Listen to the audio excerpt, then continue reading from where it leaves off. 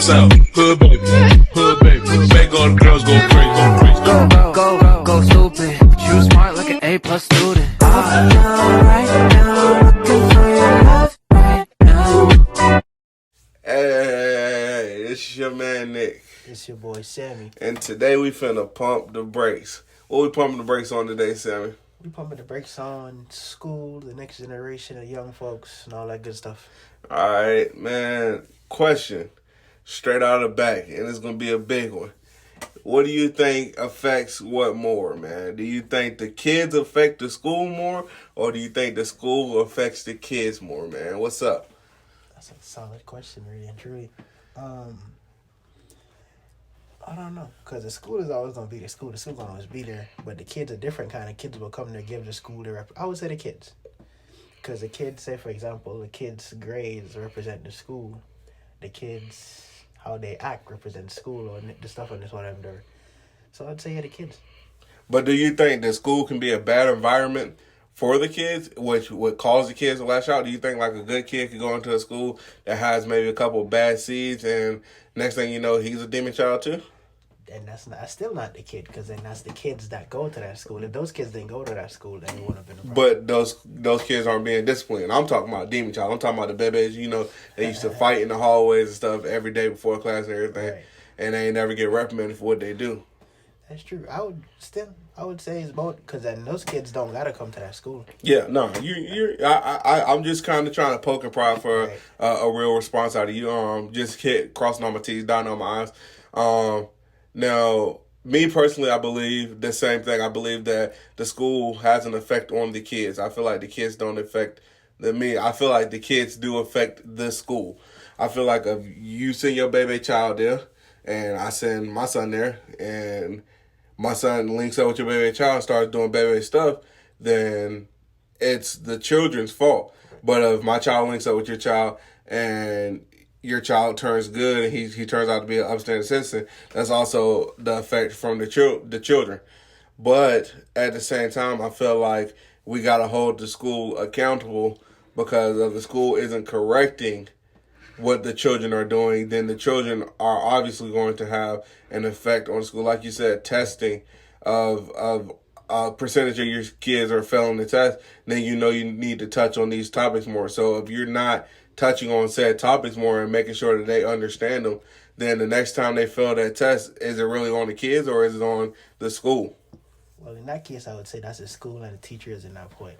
But then when we talk about the kids, remember the kids they're at school most of the day, but at the same time, the fraction between the time they're at home with their friends over outside of school, that's one of the most impressionable times they have. Yeah, and I definitely agree. Now, speaking of at home versus school and stuff, which we probably feel like we spend a lot more time at school than we did with our parents. But just asking, like, do you think that we are more influenced at home or in schools? I would say school. School? Yeah, because So you wouldn't say that we kind of look up to our parents more, our cousins, uncles, aunts, family. You think we look up to like friends, teachers, and stuff more? because you do get influenced by your parents and your family in the beginning. Because remember, for those first couple of years where you learning to do stuff, you're not going to school. Yeah. So those people around is that core people, that core group that you're with. Is Yeah. only certain folks can take that and continue with it throughout school. But a lot of kids, I feel like they're gonna be more impressionable as they go into school. Say like your kid is not a bad kid or whatever, this, that, and third, then he go to school. He just so happened to meet the wrong kind of people. Because we all know that kid. You could have probably been a quiet kid in school. Then you go to school, you meet that one kid and be like, hey, man. The first person to talk to, and then all of a sudden you guys click, and that's your boy, or that's your friend or whatever. Now, I know you come from the VI, bro. And you went to school over there, I'm assuming, and you went to school in South Florida. Yeah. So, do you think schooling was worse here or over there, man? Me personally, school is gonna be school, to be honest. And those were two different age groups. That was from like kindergarten to high school, graduated, and then that was college. So I would say kind of the same, I guess, because every school has their groups, have the different groups. Yeah. Got their this, and then people learn differently. They got their smart kids over there. They got all that different stuff going on. Yeah. Well, I just asked because I know a lot of people like to depict that the schooling outside of the U.S. is way shittier than the schooling in the U.S. And I just kind of wanted to ask, like, well, like, what were you thinking on that? Like, what was your opinion? Because you actually you went to school outside of the U.S., you know? I kind of disagree with that because I would say like this, and that's just me personally. When we had, for example, when we had the hurricane, we was out of school for a minute. So a lot of people left the island to come up here to go to school. And those were some of the kids that didn't do the best in class. I would probably like solid C students or whatever. And then they started doing great. They got like A students, this honor roll and that honor roll. Like, what is the difference between what we were doing here and what we were doing there?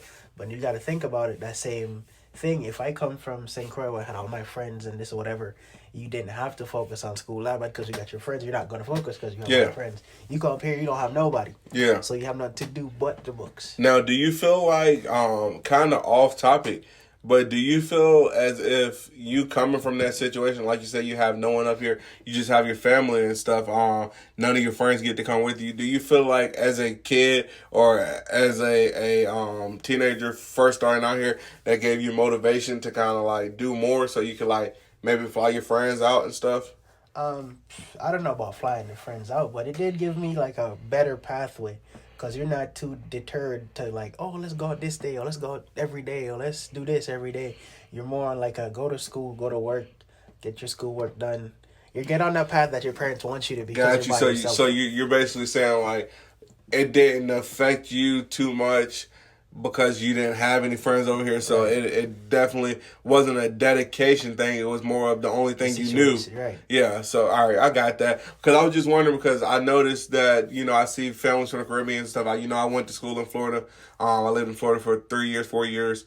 And I definitely see some differences between African Americans, white Americans, Latino Americans, every type of American that grows up over in the United States versus kids who just came to the United States, the Haitians, Jamaicans, everything. I see a different dedication in them. And I know partially it's due to the fact of where they come from. Right. They come here to make something of themselves. But it elaborated a lot more. You saying that because you're right. Like when I talk to most of them, they say they didn't have much coming over here. So I guess they don't know anything but doing their homework and doing this because they know that's what's going to get them out of the situation they are. And that's actually, I feel like those were some of the best kids in the class because they had the correct balance of keeping their distance while not being completely obsolete and stuff. Now let's separate the two real quick. Let's touch on kids today versus kids when we were growing up, or us as kids. I think it's going to be a different perspective, or it might not be, but you're definitely going to come with your island vibes from the VI. And I'm definitely only going to be able to give you my good old American experience, bro. So if I'm going to start where, since small island, everybody knows everybody. It's a more homey feel, a more homey vibe. If your parents are one that's like, oh yeah, you could like go to the park or whatever. If the park's right down the street, you go to the park. And all the kids are at the park. All the kids from the neighborhood is at the park. We chilling, playing basketball or whatever, this, that, and third. You grow up knowing those folks. Yeah. And since we're in the same neighborhood, you going to school with those folks. Yeah. So that's like, you grow up serious bond with that group of people right there. Once you get to know those folks, you go to birthday parties or whatever, that's your friends. And it goes up from there. So do you think behavioral wise, that this generation is like worse behavior than us or what? Like, what's your experience on the island, bro? Between the Virgin Islands and here, kids test their parents a lot more. Here? Right, because you go to the grocery store and you'll be like, don't touch that. Then they'll be like, still touch it. They'll be like, don't touch that. They go like, I'm gonna touch it one more time. Let me touch it one more, just one more, just one more. I'm gonna touch it one more time. Yeah, no. Back home is like, don't touch it. Be like, oh, I'm sorry, I'm not touching again. But do you think if you grew up in America, do you think that you'd even attempt that with your island parents, bro? No, definitely I'm not. about to say I definitely didn't. Growing up in an African American household, you know, my stepdad is white and Asian, but growing up in an African American household, You know not to do for what not to do. yeah, I'm about to say I was definitely taught not to do this. You know, I have had that when we go in here, don't touch nothing, don't look at nothing unless you got money for it. But I feel like now generation, like, and I don't know if I would say it's the kids' fault totally, but I feel like parents have gotten a lot softer.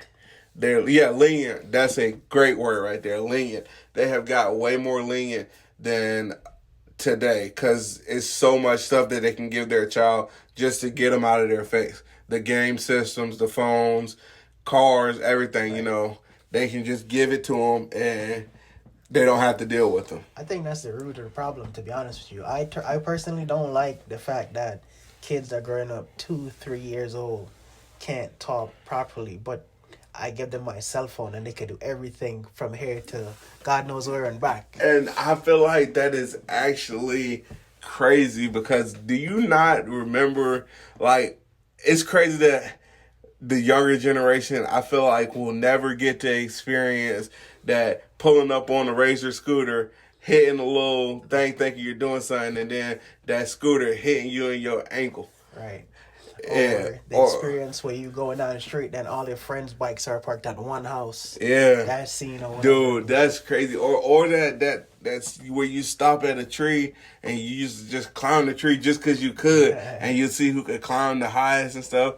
The falls, the scrapes on your knees, Right. like hell. Do you remember you pedaling your bike and you going real fast? You miss the pedal. That pedal swing around, hit you in the shin or in the back of your leg, Right. or when your chain came off, you had to stop like a and fix hold that spindle back and put the chain back on it, and figuring out which one's the brakes, hitting the brakes too hard, learning how to ride with no hands. You done fell off, scrape your knees up, your elbows, everything. I feel like now everything that kids do is either simulated or in a game, bro. Like, Facts. and that's crazy because I feel like that's making a generation of demon spawns, Right. bro. Not Like, even demon spawns. I don't want to use antisocial as a word because I grew up in a community and I would still call myself some type of antisocial. but I feel that's like just- everyone has to be some type of antisocial. Right. But that's just not a way of going about doing it. That's what's happening with people nowadays, being afraid to talk to people. Like, that's what's creating, what's the word I'm looking for? Like, that rift Yeah. in between people. I feel like this generation about to have like a GTA prom or something, bro. Like, I feel like they don't know how to separate the game from real life. Right. But I also feel like they have no one telling them to separate the game from real life, because in certain situations, I feel like your parents raised a kid from almost every generation, which you're only child, so you probably don't see it as much, but I see it. You know, me and my sister are 2 years apart, and we grew up relatively the same. We rode bikes, played in dirt, everything.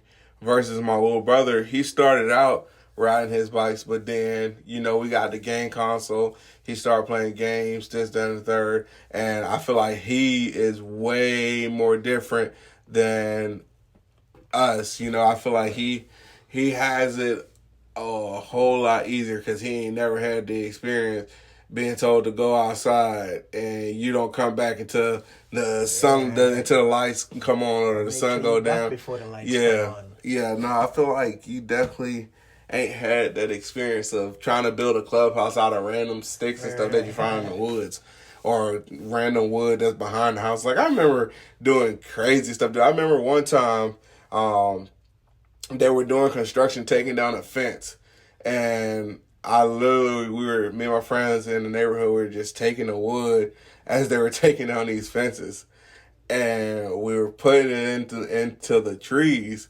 and called ourselves making a clubhouse, man. Anyways, it ended up like all we made was like this flat surface that you could walk on. It was more of a deer stand than anything. But like we were so excited to do that, and I'm pretty sure like we weren't supposed to be taking that wood and stuff, but we did it, and we got our little nails and stuff. We used to go in the garage and go through our dad's stuff and take hammers and nails and everything and go this way and that way. I was like, and we'd be so happy riding our bikes with these pieces of wood. I remember one time the wood got caught in my front tire, the bike flipped over, I scraped myself up and everything, and all I did was get up, wipe the blood off. I had to hold my front tire in between my legs to refix the handlebar, put the wood back on, and I keep on rolling. I feel like if my brother was to do that exact situation, he'd still be on the ground crying right now, bro. He'd call it quits. Yeah, no, I was about to say, he definitely would have went home to mom's, and he probably would have left the bike in the wood right there, bro. But I feel like it made more solid character out of us. I feel like our character was definitely on point because we had stuff like that. Like it definitely built networking, it built common sense, it built you not to be antisocial and everything, you know? That is true. I agree with that.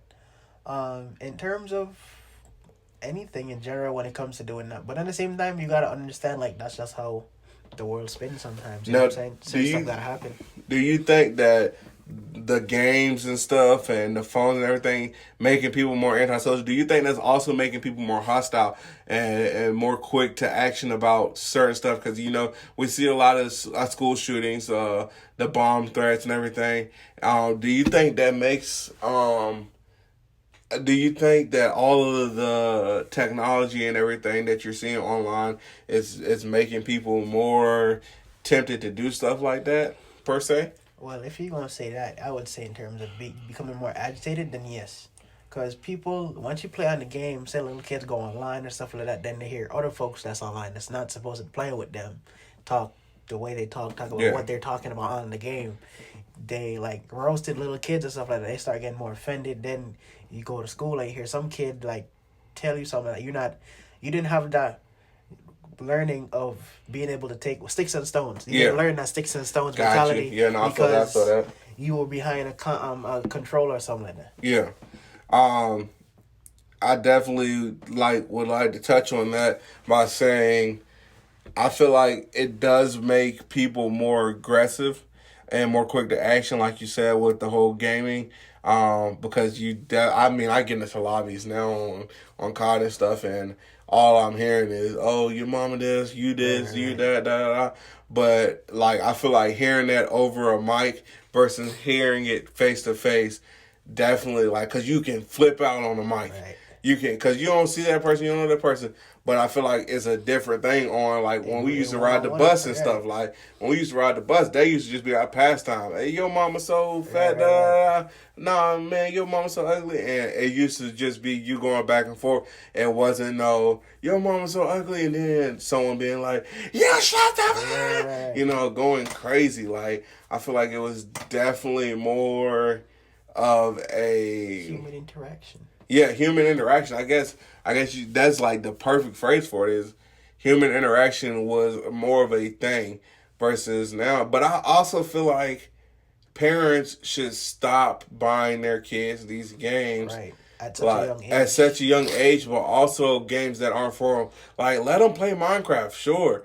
But, like, they shouldn't be in COD with some ruthless 37-year-old. Because I'm going to be honest, like, I'm 22, and I done said some ruthless stuff to some 9-year-olds, bro. Like, some ruthless stuff, some off the wall stuff, bro.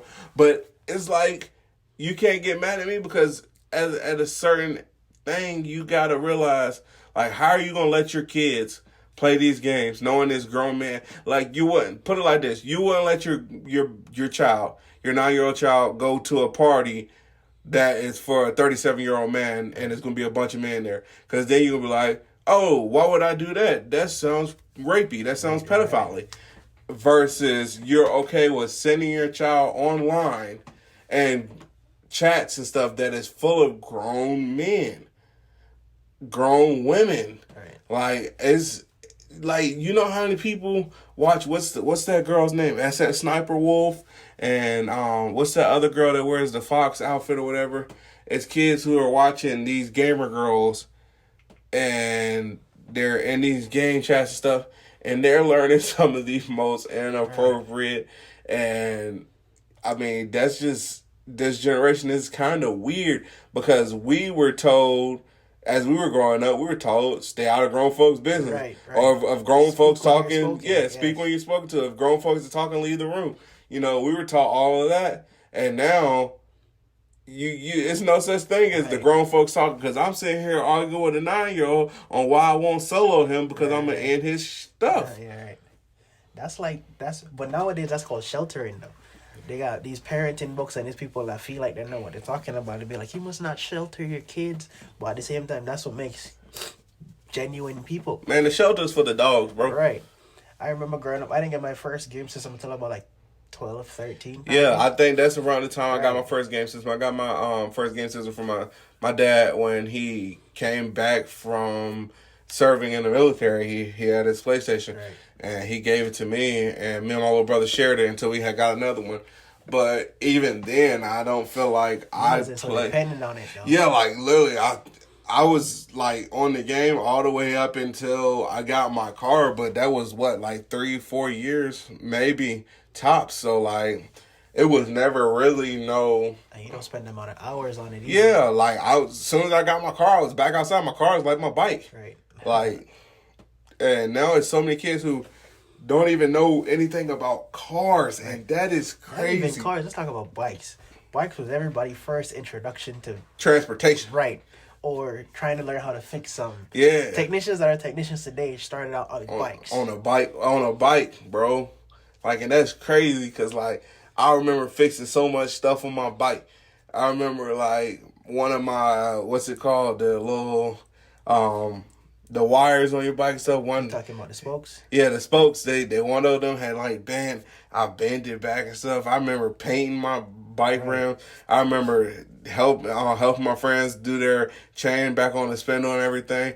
I remember finding out what the inner tube of a tire was. I remember, How to patch it inner tube of a tire. bro, I remember how many times I didn't crash my bike and got up and the handlebars are cocked to the side, but it'll still drive straight, but you to the left. Nice. And you done found out how to adjust so much. And I feel like those should be like one of the key points. Like, you know how they had the key points that your kids should start walking by this age. Right. Your kids should start talking by this age. Your kids should know how to poop and pee by themselves by this age. I feel like they should have a thing that says your kids should know how to fix a bike by the age of 8. Like the age of 10. Right. Somewhere around there. I feel like it should be a thing that says your kid should know how to do this by this age. Like, and I feel like it's not happening, bro. It's not. I feel like parents nowadays just need to teach their kids. Stop trying for school to do all that. Or stop letting the people on the game, stop letting people on YouTube, stop letting people on TikTok raise your kids or teach your kids, bro. Yeah. Because I'm tired of going different places and hearing kids sing songs like, bro, that was not for you Oh, to yeah. hear, bro. No, that for wasn't sure. made for you to, like, and they know, and the thing is with them, they know better not, they skip over the words that they're not supposed to say, Yeah. like the curse words and stuff like so behind closed doors, they be letting it loose, all kind of words. I'm like, Man, bro, what but that's the what are you thing. doing, Like, bro? I feel like I don't curse in front of my parents. Right. And I don't cuss in front of my grandparents, everything. That's just how I was raised. Facts. But I know when I was probably like 11, 12, boy, when my parents weren't around, bro, me and my sister were cutting each other slap out, bro. At school, I know darn well that I wasn't cussing at teachers, but one of my friends said something. Boy, Soon as that lunch bell ring, you know boy, it's I'm hard swinging outside, boy. these F bombs, these Right, H right. bombs, all of that. I'm swinging it your way. You can have it. Like, but I feel like our parents instilled that in us, like, No way, time and place. yeah, time and a Time and place. place. Time and a place for everything. Right. And that's what I think kids today are lacking is that time and a place. Because they'll get to showing out at school now, bro. They get to showing out in the everywhere. stores. I seen And that's one the two worst kid. place to ever do it. Yeah, bro. I seen one kid literally at Hibbett's. Probably about 3 months ago. I went in there to get some sneaks, and dude, basically, moms was like, "Oh, well, we need to hurry up and leave because I gotta go get your sister some stuff too for her back to school, whatever." And basically, the kid looked at his mom, said, "I don't give a F. I'm waiting to try on the shoes that I want," and told her that she could leave. And I just looked at him. You were behooved. I don't know. I was flabbergasted. I was astounded at the fact that his mom didn't yank his teeth out his mouth, bro. Facts. Like, I feel like if I ever said that to my mom, I'd still be in a coma right now, bro. Not even a coma, you'd be in the ground. Bro, what are you talking about, bro? Mahogany wood casket, boy. Cherry wood. She would be right there. You know, I tell you why I never tried my mom's.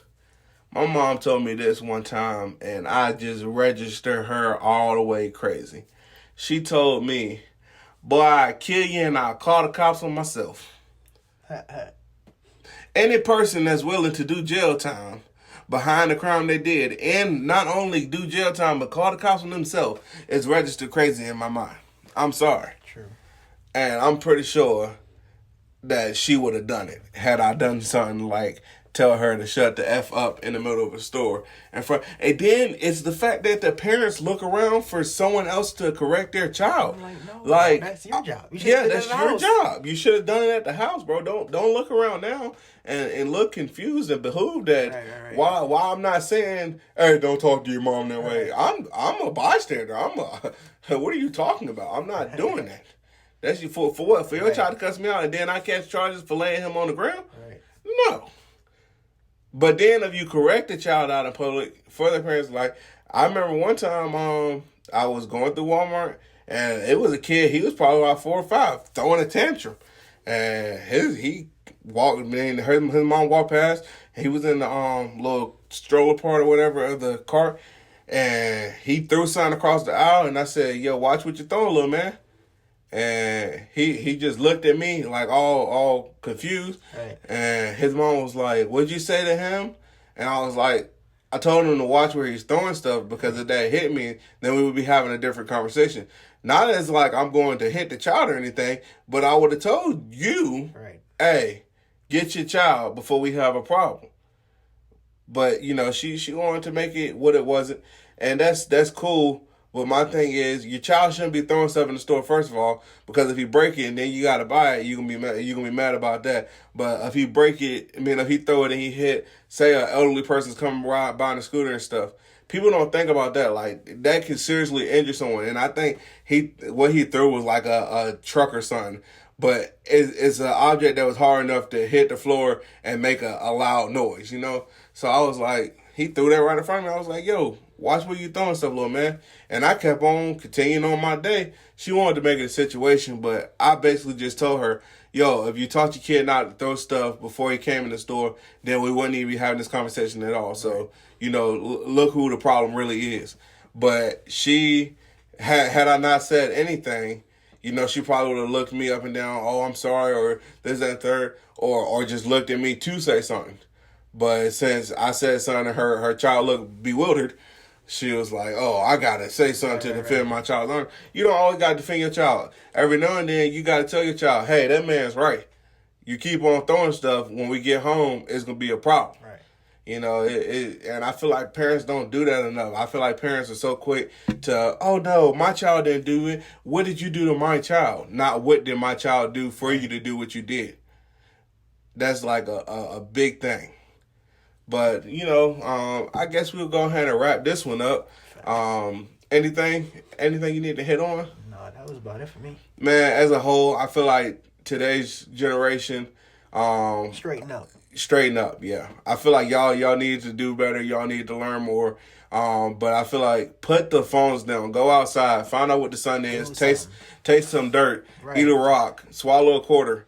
Do something so you can tell your kids when you grow up. When you grow up, you can tell your kids, hey, when I was your age, like, yeah, I did some crazy stuff. Like, now all y'all can say is, when I was your age, I was on the game. When I was your age, I had an iPhone 13. Right. Yeah, you have something to pass down, something that you are proud of. You know, live long, prosper, but make sure that you get a little dirt on your knees every now and then. You know.